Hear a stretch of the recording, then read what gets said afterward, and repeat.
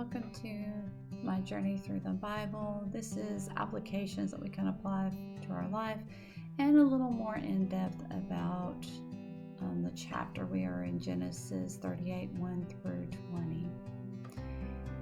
So we see that in this time and in this culture, it was customs for the parents to pick a wife for their sons.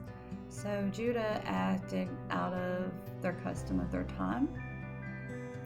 It was also custom that if one son was to die without having any children, then the next brother under him would take on his wife and have seed through him so that their line and their lineages could carry on.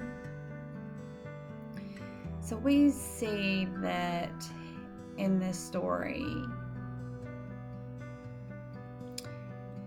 one brother died because he was evil.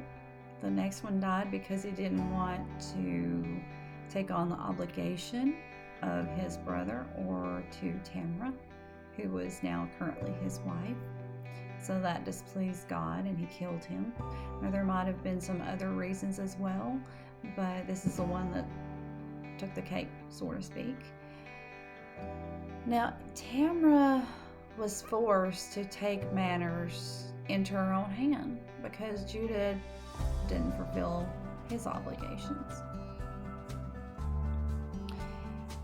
So in this time, if a woman didn't have children, then she would be forced to go back to her father's house.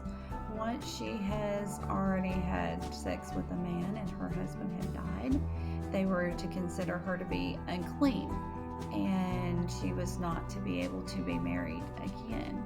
So this would have left Tamar maybe being forced to be a prostitute just in order to be able to get food.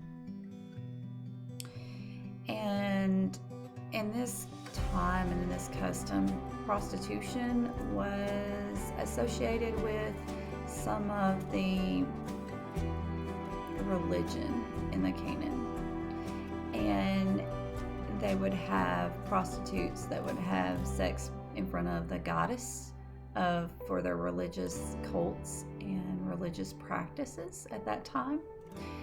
These prostitutes that was in the temple were usually highly respected more than the ones that just did prostitution privately or for the means of survival. Now, Tamar deceived Judah. She basically seduced him in order to make sure that she gave him an heir in his bloodline. During this time in this culture, it's very important to be able to secure who your child came from. This was to ensure that your child would be able to have part of that inheritance. That means when a husband had passed away, the son would be able to continue to take care of his mother. In the case of no children, you were just hung out to dry. So Tamar tried to secure her place in the lineages of Judah. And since she couldn't have his youngest son, she had a child by Judah, and she could prove that it was his son because she had the ring, the bracelet, and his staff. And these belongings were very important. His ring a lot of times was his signature. He would stamp that on paper or anything else. This just kind of showed who he was and what belonged to him. A lot of times these three belongings would be passed down to the oldest son and then on to the other sons after that. This was just to prove the lineages and the inheritance that the children would receive. Now, if Tamar would not have kept these things, there would have been no proof as to who her children were. And being forced into prostitution if you were not doing it in the temple and in the religious aspect. Women at that time could have been executed for this. And so she was securing not only her fate, but the fate of her twins that she would have. Now, Judah, out of lust, was looking for comfort after he had lost his wife. He just kind of wanted to have that pleasure. And that's one thing that I've never really understood in the Bible, as far as a woman can have sex and then she's put to death. The guy can have sex and it's kind of just swept under the rug. It doesn't seem to be a big deal. I think this has to do a lot with the way that they perceived women during this time frame. But God never wanted things to be that way. God was not for prostitution. He wanted the women to get married. He wanted the men to stay with the wives and take care of the wives until either the husband was to pass or the wife was to pass. God had designed marriage to be a lasting bond. Unfortunately, that's not always how it goes, even in today's world. But Judah also said that Tamar was more righteous than him because he did not keep his word.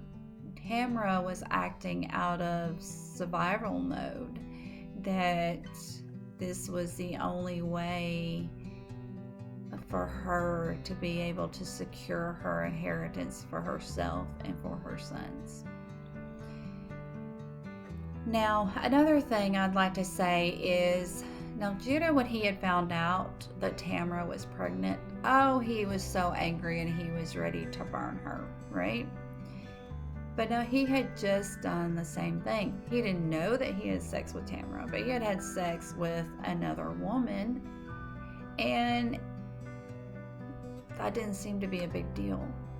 I think in today, a lot of times we see sins or mistakes that other people do in their life, and it angers us because a lot of times those are the same tendencies that we have. That's the same kind of sin or familiar sin that we're struggling with ourselves.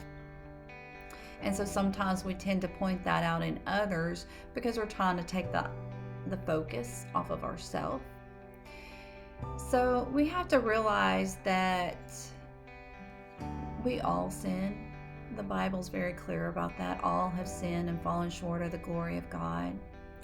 So we have to bring our sin before God. We have to repent and ask for forgiveness. We need to be a little more considerate when we see other people struggling with whatever their sin may be. Even if it's similar to ours, that should give us the understanding of knowing how hard it is to overcome that sin. And we should pray for that person. We shouldn't criticize them. We should pray for them.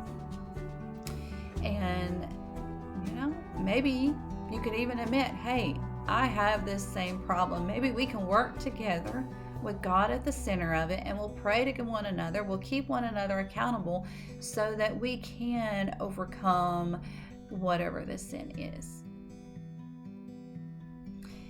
Now, God can use many things in our life and can turn it into blessings and turn it into something good, but we have to allow Him to do that. Even though we hear this kind of messed up story about Judah and Tamar, we will find out as we trace through history that Jesus came from this bloodline. May God be with you in everything and in every way.